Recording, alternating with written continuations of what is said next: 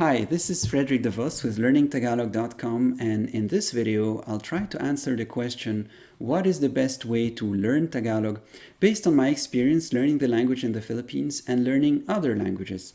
Now I'm going to assume here that you're really interested in learning the language, that you want to understand it and speak it fluently. Becoming fluent is actually not hard. The proof is that 5-year-old kids are fluent before they even know how to read. They just hear it a lot and repeat it, and within a few years they're fluent. So you can do this too, but you can save a lot of time by using the right approach and being very intentional about what you learn and how you learn.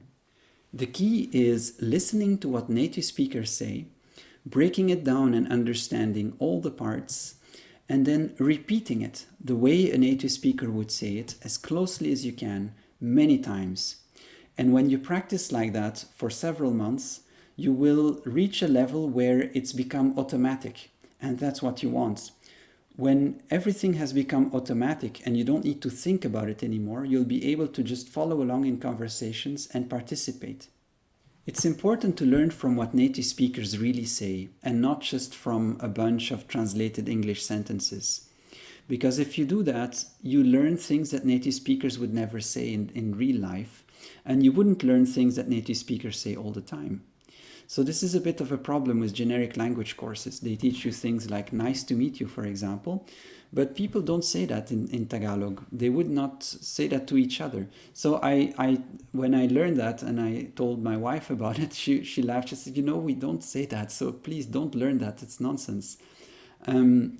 So it's important to really go to real life dialogues that people would actually use in daily life.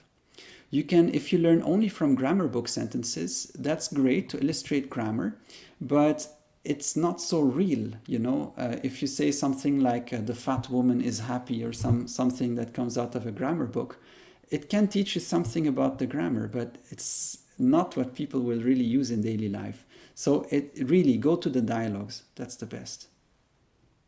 Another challenge I experienced when I was learning Tagalog was that the materials I was using were missing a lot of information that I needed. I wanted to have a word-for-word translation of every Tagalog word, and also I wanted to have some grammar explanations on how to use the words and so on. So I can assure you that if you don't have this for Tagalog, it's going to get a little bit tricky and difficult. I'm going to explain it here with an example.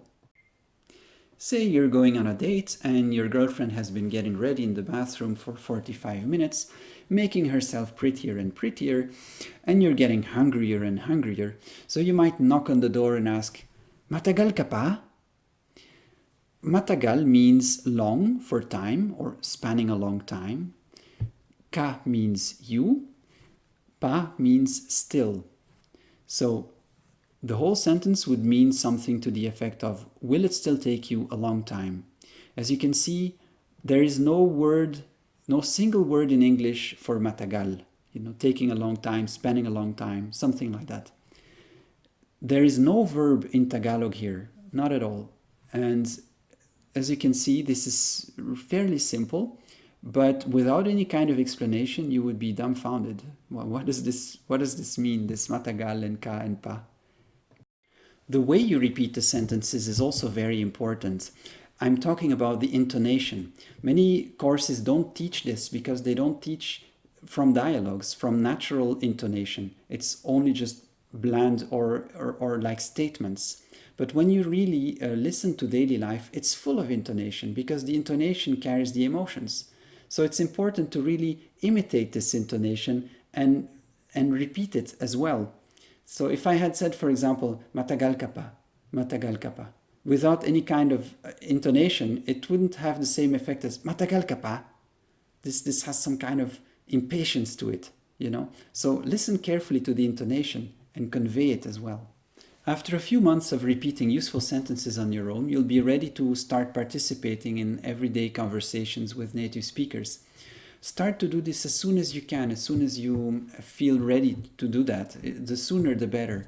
Now, if you don't have anyone to practice with, I would recommend you seek out a tutor to help you a few times a week to get your conversation practice going. You cannot really reach fluency from books alone or from repeating sentences. you will have to have an exchange with people to really build the right automatic reflexes and so on. Now you will notice that the sentences that you've already practiced on your own will just simply come up in your mind. You will have reached this automatic level of familiarity that I talked about in the beginning of the video. This is very important. If you only do things like flashcards and things like that, you will not build this kind of automatic reflexes. Because I couldn't find a course that provided all the information I needed, I started to develop one myself together with my wife, Fiona. If you're interested and you'd like to try the first lesson, go to learningtagalog.com. The link is in the description below. If you'd like to ask us any questions, you can send an email to team@learningtagalog.com. That's it. I hope you'll join our program, and I wish you a good time learning and speaking Tagalog.